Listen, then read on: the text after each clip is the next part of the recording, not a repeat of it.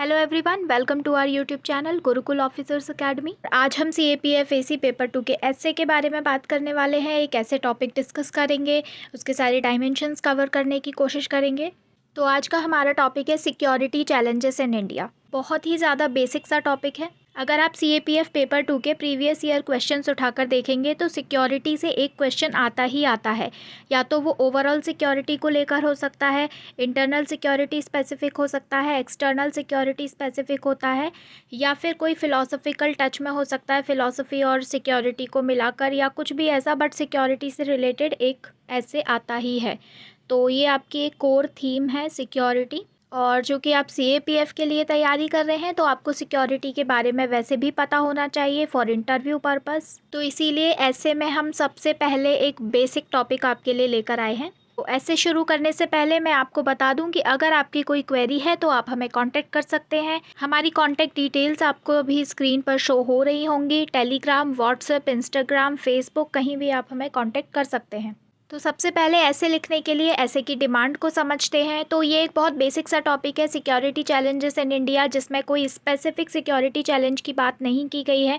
तो आपको ओवरऑल सभी डायमेंशंस में चैलेंजेस को कवर करना है, जिसमें आप इंटरनल सिक्योरिटी चैलेंजेस पे लिखेंगे, एक्सटर्नल सिक्योरिटी चैलेंजेस पे लिखेंगे, एक दूसरे से कैसे कनेक्टेड हैं, ओवरऑल नेशनल डिफेंस के लिए क्या ज़रूरी है, क्या अभी चल रहा है, वो सब आपको पता होना चाहिए। आगे ऐसे के बारे में डिस्कस करने से पहले मैं आपको ये बता दूं कि जितना भी आपको इस वीडियो में बताया जाएगा वो सभी कुछ आपको इस टॉपिक में नहीं लिखना है, क्योंकि अगर आप उतना लिखोगे तो 300 की लिमिट आप क्रॉस कर दोगे। यहाँ मैं आपको सभी डायमेंशंस में कवर कराने की कोशिश करूँगी, जिससे अगर केवल एक्सटर्नल सिक्योरिटी पर लिखना हो या केवल इंटरनल सिक्योरिटी पर लिखना हो, केवल इमर्जिंग सिक्योरिटी चैलेंजेस पर लिखना हो, तो भी आपके पास सफिशिएंट कंटेंट हो सिक्योरिटी चैलेंजेस को लेकर।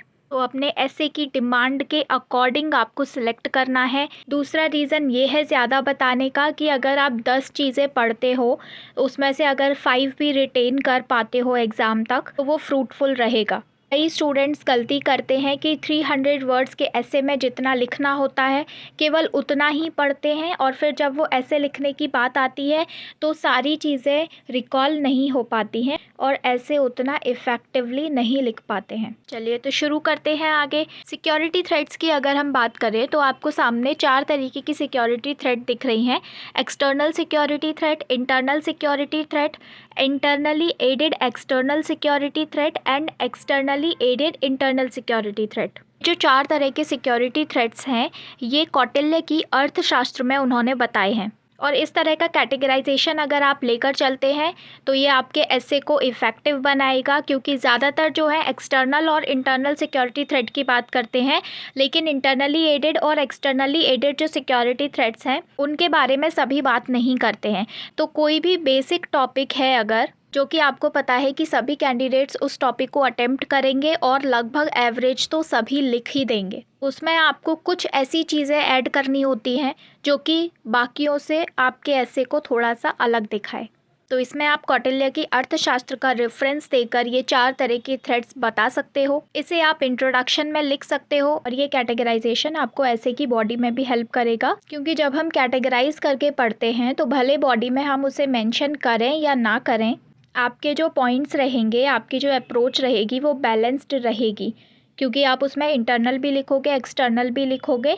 ऐसा नहीं लगेगा कि पूरी तरह एक्सटर्नल की तरफ झुक रहा है आपका ऐसे या इंटरनल की तरफ झुक रहा है, क्योंकि कई स्टूडेंट्स इंटरनल पर कभी कभी ज़्यादा फोकस कर देते हैं, कभी कभी एक्सटर्नल पर फोकस कर देते हैं, क्योंकि जैसे जैसे जो चीज़ें माइंड में आती जाती हैं वो लिखते जाते हैं ऐसे में। लेकिन अगर आप कैटेगराइज करके पढ़ते हो तो ऑटोमेटिकली इंटरनल और एक्सटर्नल अलग अलग 2-2, 3-3, 4-4 पॉइंट्स उनके आएंगे। एक्सटर्नल सिक्योरिटी थ्रेट्स में कोई भी एक्सटर्नल फैक्टर काम कर सकता है जो कि देश के बाहर हो, चाहे वो टेररिस्ट ग्रुप हो, चाहे वो हमारी नेबरिंग कंट्री हो, चाहे ग्लोबली कोई और कंट्री हो। इंटरनल सिक्योरिटी थ्रेट्स में जो देश के अंदर रहते हुए देश के डिफेंस सिस्टम को कमज़ोर कर रहे हैं, सिक्योरिटी के लिए खतरा पैदा कर रहे हैं, वो सारी चीज़ें आती हैं। Internally aided external security threat भी आपको समझ आ रहा होगा नाम से, कि कुछ इंटरनल फैक्टर्स हैं जो कि कंट्री के अंदर रहकर एक्सटर्नल फैक्टर्स की मदद करते हैं, और externally aided internal security threat में कंट्री के बाहर के फैक्टर्स हैं जो कि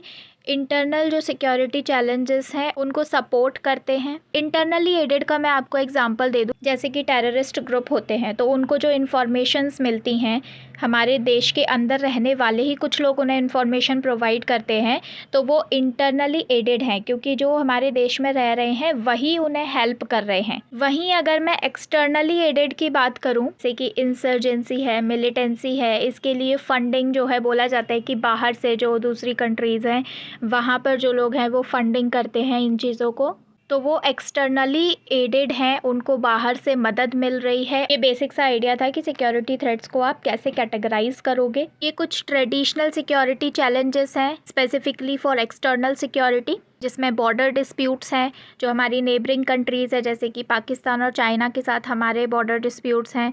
एक्सटर्नल एग्रेशन है, वार है, सीज फायर वायलेशन है, न्यूक्लियर वारफेयर है, रिवर वाटर डिस्प्यूट है। रिवर वाटर डिस्प्यूट शायद आपको सिक्योरिटी थ्रेट ना लग रहा हो, लेकिन जो रिवर्स एक से ज़्यादा कंट्री में हैं उनमें अगर एक कंट्री पानी बंद कर दे या पानी छोड़ दे, दोनों ही सिचुएशन में दूसरी कंट्री को जान माल का नुकसान हो सकता है। फ्लड एंड ड्रॉट से डिज़ास्टर वाली कंडीशंस बन सकती हैं। फूड सिक्योरिटी पर खतरा आ जाएगा, फाइनेंशियल सिक्योरिटी पर खतरा आ सकता है, और अगर इन पर खतरा आता है तो नेशन की सिक्योरिटी पर भी खतरा आता है, क्योंकि नेशनल सिक्योरिटी का मतलब केवल बॉर्डर्स को सिक्योर करना नहीं है। उन बॉर्डर्स के अंदर जितने लोग हैं उनकी सिक्योरिटी का जिम्मा भी नेशनल सिक्योरिटी के ही अंदर आता है। इसलिए रिवर वाटर डिस्प्यूट भी एक सिक्योरिटी चैलेंज है। इसके साथ ही टेररिज्म है, इन्फिल्ट्रेशन है, मैरीटाइम सिक्योरिटी है। इंडिया के पास एक बहुत बड़ी कोस्ट लाइन है और मैरीटाइम बॉर्डर्स की सिक्योरिटी लैंड बॉर्डर्स से ज़्यादा डिफ़िकल्ट होती है। तो ये सभी ट्रेडिशनल सिक्योरिटी चैलेंजेस हैं। ट्रेडिशनल सिक्योरिटी चैलेंजेस मतलब हमेशा से रहे हैं ये इंडिया में।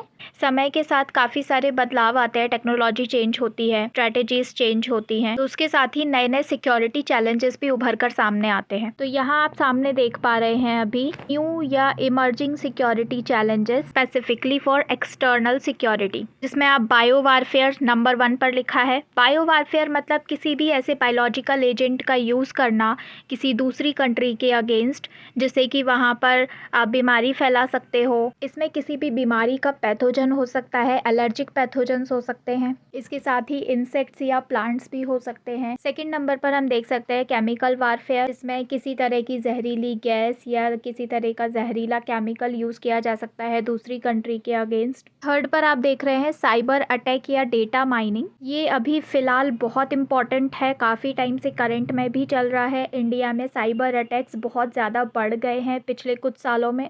गवर्नमेंट एजेंसीज, PSUs, इस तरह के इंस्टीट्यूशंस पर साइबर अटैक करके सेंसिटिव इंफॉर्मेशन चुराई जा सकती है। इसके साथ ही फोर्थ आप देख सकते हैं drone attack.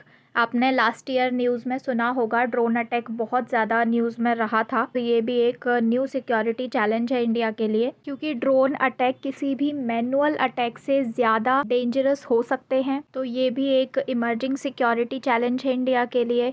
Chinese dominance over Indian ocean region. Next हमारा टर्म है हाइब्रिड वारफेयर। हाइब्रिड वारफेयर का मतलब होता है कि किसी देश को एक से ज़्यादा तरीके से टारगेट करना। जैसे कि अगर एग्जांपल के लिए मान लें कि बायो वारफेयर कोई कंट्री शुरू कर रही है दूसरी कंट्री के लिए और साथ में ड्रोन अटैक्स भी चालू कर दिए, तो ये दो तरह से किसी कंट्री को टारगेट किया जा रहा है, तो इसे बोलेंगे हाइब्रिड वारफेयर। नेक्स्ट है स्पेस वारफेयर। स्पेस का भी मिलिटराइजेशन हो रहा है। नेक्स्ट आपको दिख रहा है इंस्टेबिलिटी इन नेबरिंग नेशन। किसी देश में जब स्टेबिलिटी ख़त्म हो जाती है, वहाँ पर पॉलिटिकल क्राइसिस आ जाते हैं, वहाँ पर इकोनॉमिक क्राइसिस हो जाते हैं, वहाँ पर एथनिक क्राइसिस हो जाते हैं, तो लोगों को वो देश छोड़ना पड़ता है। और वो देश छोड़कर कहाँ जाएंगे? पड़ोसी देशों में।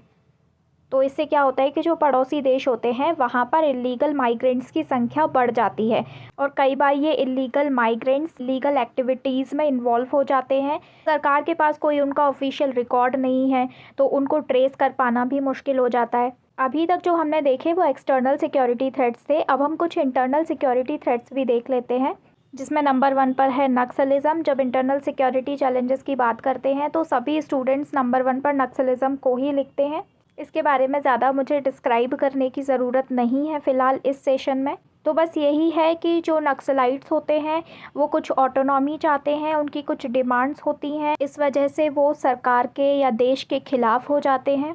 दूसरी चीज़ है मिलिटेंसी इन जम्मू कश्मीर। थर्ड है इंसर्जेंसी इन नॉर्थ ईस्ट। इन सभी चीज़ों को आप लेफ्ट विंग एक्सट्रीमिस्ट ग्रुप्स के नाम से जानते हैं, जो कि एंटी नेशनल एजेंडा के साथ काम करती हैं। इनके बारे में मैं अलग से एक डिटेल्ड वीडियो बनाऊंगी, तो इनके बारे में तब डिटेल में बात करेंगे। फोर्थ है नार्को टेरर। ये भी आपने न्यूज़ में शायद सुना हो। ये ड्रग ट्रैफिकिंग जैसी इलीगल एक्टिविटीज़ के बारे में है। नेक्स्ट है ह्यूमन ट्रैफिकिंग, चाहे वो कंट्री के अंदर ही इंटर स्टेट ह्यूमन ट्रैफिकिंग हो या फिर एक कंट्री से दूसरी कंट्री में भेजा जा रहा हो, तो इस तरह की इलीगल एक्टिविटीज़ सिक्योरिटी चैलेंज है। नेक्स्ट है मनी लॉन्ड्रिंग। इसमें ब्लैक मनी को इस तरह से चैनलाइज किया जाता है कि वाइट मनी बन जाए। तो इसमें अगर आपने हवाला सिस्टम के बारे में सुना हो तो वो सब मनी लॉन्ड्रिंग में आता है। इसके बारे में भी मैं आपको डिटेल में बाद में बताऊंगी। नेक्स्ट है अदर ऑर्गेनाइज्ड क्राइम। जितनी भी इलीगल एक्टिविटीज़ होती हैं, स्मगलिंग है, ट्रैफिकिंग है, मनी लॉन्ड्रिंग है, ये सभी ऑर्गेनाइज्ड क्राइम्स में ही आते हैं। इनके अलावा भी अगर कोई इलीगल एक्टिविटीज़ होती हैं जो कि ग्रुप बनाकर एक ऑर्गेनाइज तरीके से की जाती हैं, पूरा रैकेट चलाया जाता है, उस तरह की इलीगल एक्टिविटीज़ को बोला जाता है ऑर्गेनाइज्ड क्राइम्स। नेक्स्ट है रीजनलिज्म। हमारी कंट्री इतनी बड़ी है, कई सारे इसमें रीजन्स हैं और अपने रीजन से हर किसी को लगाव होता है। ये लगाव जब तक पॉजिटिव रहता है तब तक तो बहुत अच्छा है, लेकिन जब नेगेटिव हो जाता है और दो रीजन्स के बीच में कॉन्फ्लिक्ट होना स्टार्ट हो जाते हैं, वहाँ के लोगों के बीच में कॉन्फ्लिक्ट स्टार्ट हो जाते हैं, तो वो उसे रीजनलिज्म बोलते हैं और फिर वो एक सिक्योरिटी चैलेंज की तरह सामने आता है। कुछ इसी तरह का है कम्युनलिज्म, जिसमें डिफरेंट कम्युनिटीज़ के बीच में कॉन्फ्लिक्ट स्टार्ट हो जाते हैं। अगला है रेडिकलाइजेशन ऑफ यूथ। कुछ कट्टरपंथी ग्रुप होते हैं, चाहे वो किसी कास्ट के हो, किसी कम्युनिटी के हो या किसी धर्म के हो, जब वो यूथ को अपने विचारों से प्रभावित करते हैं और उन्हें उकसाते हैं, जिससे कि कॉन्फ्लिक्ट्स बढ़ जाते हैं, तो ये भी एक सिक्योरिटी चैलेंज है इंडिया के लिए। नेक्स्ट है साइबर थ्रेट। साइबर क्राइम्स मैंने एक्सटर्नल सिक्योरिटी में भी बताया था, ये इंटरनल सिक्योरिटी में भी है, क्योंकि देश के अंदर भी कुछ ग्रुप्स ऐसे हो सकते हैं, कुछ लोग ऐसे हो सकते हैं जो कि साइबर अटैक करके सेंसिटिव इन्फॉर्मेशन लीक करना चाहते हों। तो साइबर थ्रेट आप इंटरनल सिक्योरिटी में भी लिख सकते हो, एक्सटर्नल सिक्योरिटी में भी लिख सकते हो। इसके साथ ही कास्ट एंड एथनिक इश्यूज़ हैं। फेक करेंसी सर्कुलेशन है। फेक करेंसी सर्कुलेशन किसी भी देश की अर्थव्यवस्था को काफ़ी नुकसान पहुंचा सकती है, और जब अर्थव्यवस्था कमज़ोर होती है तो कई सारे इश्यूज़ बाहर आने लगते हैं, जैसे कि इन्फ्लेशन है, अनएम्प्लॉयमेंट है, लोगों में विद्रोह होने लगता है, लोग सरकार के खिलाफ होने लगते हैं, और फिर वो इंटरनल सिक्योरिटी के लिए एक बहुत बड़ा चैलेंज बन जाता है।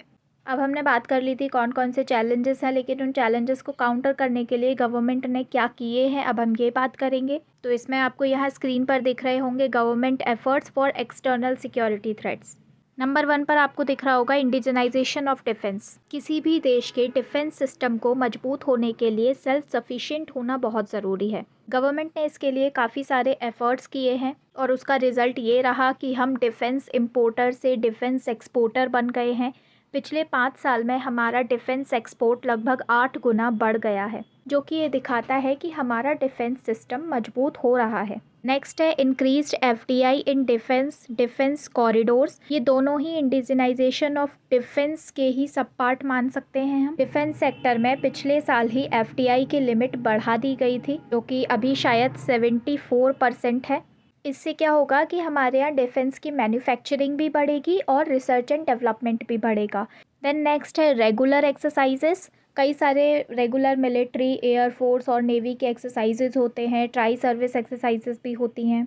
तो इस तरह की एक्सरसाइजेज हमारी फोर्सेस को कॉम्बैट रेडी बनाती हैं। देन हमारे पास कुछ स्पेशल फोर्सेस भी हैं जिनके पास स्पेशल ट्रेनिंग्स हैं, जो कि हर तरह के इन्वायरमेंट में अपने ऑपरेशंस को पूरा कर सकते हैं। नेक्स्ट है defence procurement and introduction of new technologies. पिछले कुछ सालों में कई सारी ऐसी टेक्नोलॉजीज़ दूसरे देशों से प्रोक्योर की हैं, जो कि हमारे डिफेंस को मजबूत बनाती है। कई सारे इंपॉर्टेंट एयरक्राफ्ट्स एंड मिसाइल्स हमने दूसरे देशों से प्रोक्योर की हैं। कुछ मिलिट्री सैटेलाइट्स इंडिया ने लॉन्च की हैं, जो कि सर्विलेंस के लिए बहुत इफेक्टिव होते हैं। इसके साथ ही साइबर अटैक्स को हैंडल करने के लिए डिफेंस साइबर एजेंसी बनाई गई है। नेशनल सिक्योरिटी काउंसिल सेक्रेटेरिएट बनाया गया है। मैरीटाइम सिक्योरिटी इंश्योर करने के लिए कोस्टल सर्विलेंस नेटवर्क बनाया गया है। इफेक्टिव बॉर्डर मैनेजमेंट के लिए comprehensive integrated border management system लाया गया। इसमें अलग अलग तरह की टेक्नोलॉजीज़ को यूज़ करके बॉर्डर मैनेजमेंट एंड बॉर्डर्स की सिक्योरिटी को इंश्योर किया जाता है। साथ ही इंटीग्रेटेड थिएटर कमांड एस्टेब्लिश की गई है, जो कि डिफेंस के सेंट्रलाइजेशन और इंटीग्रेशन को इंडिकेट करता है। साइबर सिक्योरिटी इंश्योर करने के लिए ही साइबर सुरक्षित भारत इनिशिएटिव लाया गया। ये सारे एफर्ट्स थे स्पेसिफिकली फॉर एक्सटर्नल सिक्योरिटी। इसके बाद आते हैं हम इंटरनल सिक्योरिटी के लिए क्या क्या गवर्नमेंट ने किया है।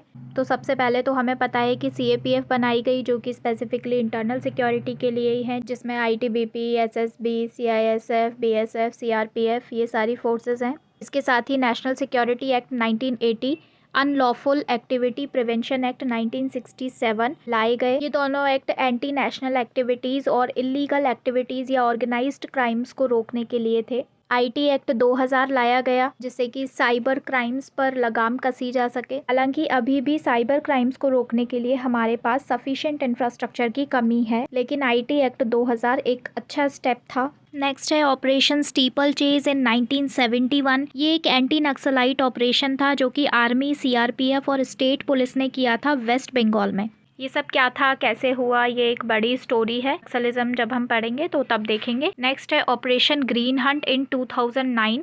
ये भी एक एंटी नक्सलाइट ऑपरेशन था। ये हुआ था 5 स्टेट्स में, जो कि रेड कॉरिडोर में आती थी। रेड कॉरिडोर आपने सुना होगा, जहाँ नक्सलिज्म ज़्यादा है। और ये कोई ऑफिशियल नेम नहीं है ऑपरेशन ग्रीन हंट, ये मीडिया द्वारा इस ऑपरेशन को नाम दिया गया था। इसके बाद आता है रोशनी अंडर पंडित दीनदयाल उपाध्याय ग्रामीण कौशल्या योजना। इसमें जैसे कि आपको यहाँ नाम से समझ आ रहा होगा, ये एक स्किल डेवलपमेंट प्रोग्राम है। इसमें जो नक्सल अफेक्टेड डिस्ट्रिक्ट थे उनके युवाओं में स्किल डेवलपमेंट पर ध्यान दिया गया था। अगला है समाधान, ये भी नक्सलिज्म के लिए ही था। इसके हर लेटर में एक स्ट्रेटजी छिपी हुई है, जैसे कि smart leadership, aggressive strategy, motivation and training, actionable intelligence, dashboard based KPIs, harness technology, action plan for each theatre and no access to financing. तो इसके बारे में भी हम जब नक्सलिज्म की बात करेंगे तब डिटेल में बताएंगे। नेक्स्ट है नेटग्रिड, नेशनल इंटेलिजेंस ग्रिड। ये एक integrated intelligence master database structure है, जो कि टेररिज्म या अदर ऑर्गेनाइज्ड क्राइम्स को काउंटर करने के लिए बनाया है गवर्नमेंट ने। इसमें गवर्नमेंट की सभी कोर सिक्योरिटी एजेंसीज का डेटाबेस होगा और उस डेटाबेस को प्रोसेस करके एक मास्टर डेटाबेस बनाया जाएगा, जिससे कि क्रिमिनल्स तक पहुंचना और उनकी एक्टिविटीज़ को ट्रेस करना ईजी हो जाएगा। इसके बाद नेक्स्ट है CCTNS, crime and criminal tracking network and system. ये भी क्रिमिनल्स को इजीली ट्रैक करने के लिए है। इसके साथ ही combating financing of terrorism cell है, जो कि MHA के अंडर काम करती है, जो कि स्पेसिफिकली टेरर फंडिंग को काउंटर करने के लिए है। टारगेटेड टेक्निकल एडवांसमेंट, यहाँ टारगेटेड का मतलब है किसी भी रीजन, बॉर्डर या किसी स्पेसिफिक चैलेंज के लिए किसी टेक्नोलॉजी को यूज़ करना। जैसे कि आप एग्जांपल में देख रहे हैं, bold kit at Indo Bangladesh border. Indo Bangladesh border बहुत ज़्यादा डिफाइंड नहीं है, क्योंकि यहाँ पर मैंग्रोव फॉरेस्ट है, यहाँ पर रिवर्स हैं। तो इस तरह की कंडीशन में हर जगह बाउंड्री बना देना या फिर फेंसिंग कर देना पॉसिबल नहीं हो पाता। और मैंग्रोव फॉरेस्ट की जैसी कंडीशन होती हैं, वहाँ दलदल होता है, पानी है, बाढ़ भी आ सकती है उस एरिया में। तो उस सिचुएशन में हर टाइम फोर्सेस का वहाँ पर मैनुअल सर्विलेंस उतना पॉसिबल या इफ़ेक्टिव नहीं हो पाता है। इसलिए उस बॉर्डर की नीड के अकॉर्डिंग ये डिज़ाइन किया गया बोल्ड किट प्रोजेक्ट, और वहाँ पर कई सारे सेंसर्स लगाए गए। अब उन सेंसर्स के थ्रू सर्विलेंस का काम किया जाता है। तो इस तरह के कई टेक्निकल एडवांसमेंट नीड के अकॉर्डिंग किए जाते हैं। नेक्स्ट है peace talks with extremist group. कई सारे सेपरेटिस्ट ग्रुप हैं जिनके साथ गवर्नमेंट ने पीस टॉक्स की हैं, अकॉर्ड साइन किए हैं, तो वो भी इंटरनल सिक्योरिटी मेंटेन करने के लिए इम्पॉर्टेंट स्टेप्स हैं। डिजिटलाइजेशन है, जैसे कि मैंने आपको पहले बताया था कि फेक करेंसी सर्कुलेशन किसी भी कंट्री की अर्थव्यवस्था के लिए खतरा पैदा करती है।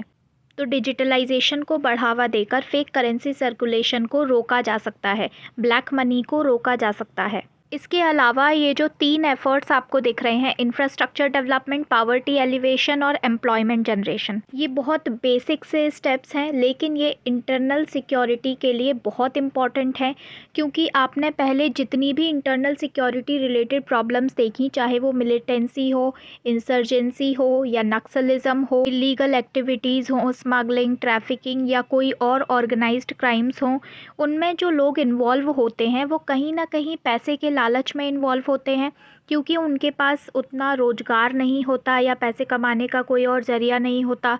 उन्हें लगता है कि इस तरीके से ईज़िली पैसा कमाया जा सकता है, तो वो इस तरह की इल्लीगल एक्टिविटीज़ में शामिल हो जाते हैं। इसी के साथ जो हमने नक्सलिज़्म और मिलिटेंसी की बात की थी, उन्हें पैसे के अलावा एक और चीज़ बताई जाती है कि देखो यहाँ पर डेवलपमेंट नहीं है, इंफ्रास्ट्रक्चर नहीं है, हेल्थ नहीं है, एजुकेशन नहीं है, बेसिक एमिनिटीज़ हमारे लिए प्रोवाइड नहीं कर रही है गवर्नमेंट, तो ये गवर्नमेंट हमारे किसी काम की नहीं है। हम खुद अपनी गवर्नमेंट बनाएंगे। तो समस्या से लड़ने के लिए हमें रूट कॉजेज़ पर भी काम करना पड़ेगा, और रूट कॉजेज़ को ख़त्म करने के लिए सरकार ने इंफ्रास्ट्रक्चर डेवलपमेंट, पावर्टी एलिवेशन और एम्प्लॉयमेंट जनरेशन जैसी चीज़ों पर काम किया है। नक्सल अफेक्टेड रीजन में स्किल डेवलपमेंट कराना, नॉर्थ ईस्ट में इंफ्रास्ट्रक्चर डेवलपमेंट प्रोजेक्ट्स पर काम करना, ये सभी स्टेप्स इंटरनल सिक्योरिटी चैलेंजेस को काउंटर करने में बहुत हेल्पफुल हैं। और जब आप ऐसे लिखोगे इस टॉपिक पर, तो आपको सबसे पहले इंट्रोडक्शन देना है। इंट्रोडक्शन में आपको बेसिक सिक्योरिटी थ्रेट्स के बारे में बताया है, जैसे कि मैंने शुरुआत में बताया, internal, external, internally aided external और एक्सटर्नली एडेड इंटरनल।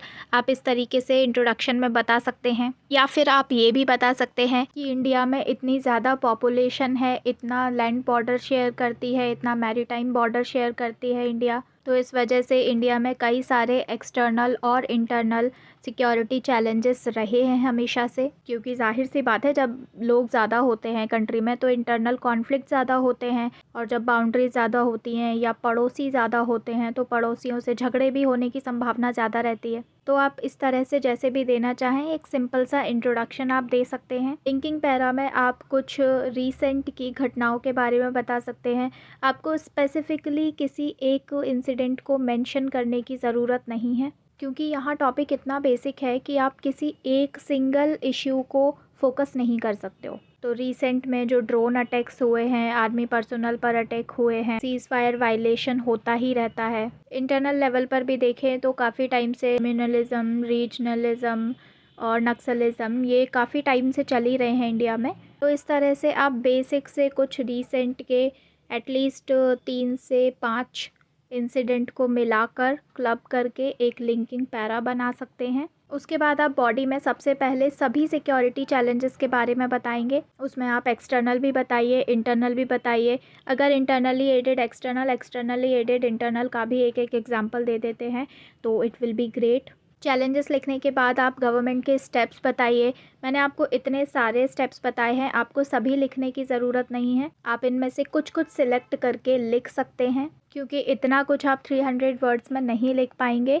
और अगर आपको देखना ही है कि 300 वर्ड्स में कैसे लिखना है, तो उसके लिए हम एक एग्जाम्पल आंसर भी इस सेम टॉपिक के लिए चैनल पर अपलोड करेंगे टेलीग्राम पर, तो आप वहाँ से वो PDF डाउनलोड करके देख सकते हैं।